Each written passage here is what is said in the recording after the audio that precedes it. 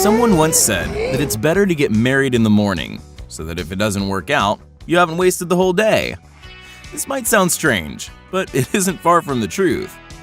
Imagine yourself doing pin curls and ironing ties at the crack of dawn, and then worrying about crinkled table napkins all day long or clean glasses and salad being served late.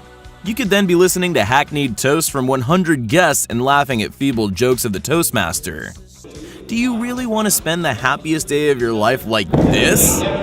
Probably not, as you can be much more creative and decide to do something crazy on that special day, which will bring you both closer together. If you don't think so, ask James Bond. In the film License to Kill, he organized an epic appearance for his friend Felix Leiter, the groom to impress his bride. How was Bond to know that the groom coming down from the sky is already an old hat? Today we are going to tell you the stories of 5 couples who promised to stay together on the highest rocks, underwater and in the sky. Here we go!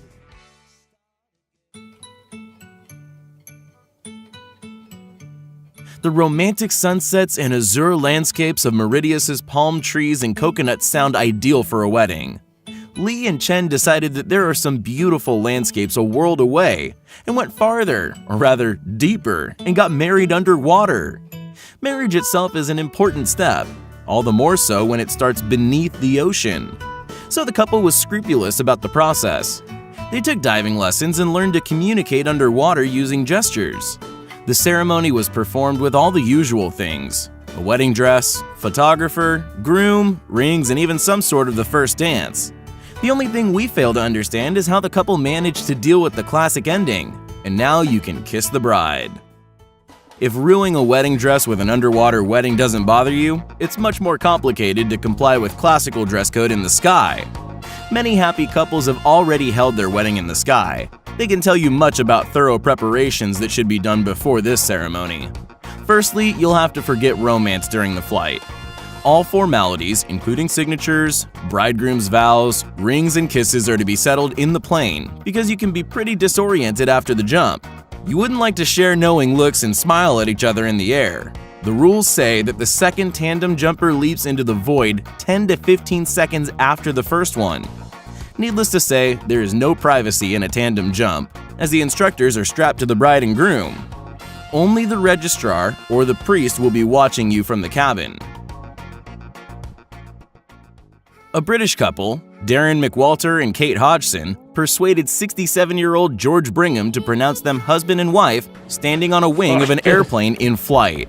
Each participant of the ceremony was tied to the cabin of one of 3 colorful biplanes, which flew side by side, about 1,000 feet or 300 meters above ground at a speed of 160 kilometers per hour. Like in the previous weddings, the exchange of rings and hugs had to be put off until landing. Love lends wings, but safety rules should be kept. As for the bridegroom's vows, they were heard all over the neighborhood, as the words were transmitted via loudspeakers. By the way, the couple's engagement was almost as extreme as the wedding. Kate said her yes somewhere in the Brazilian landscape. When you choose a wedding photographer, never sign the contract with those who only offer standard seafronts, restaurants, or beaches. If they suggest shooting photos on Everest, be sure that they take photos of you, not the backdrop. That's how James Sissom and Ashley Schmeider found themselves in the mountains of Nepal, the world's first couple to get married at Mount Everest Base Camp at a height of 5,000 meters. The groom and the bride were preparing the wedding ceremony for about a year, since a passage like this required not only moral, but physical forces.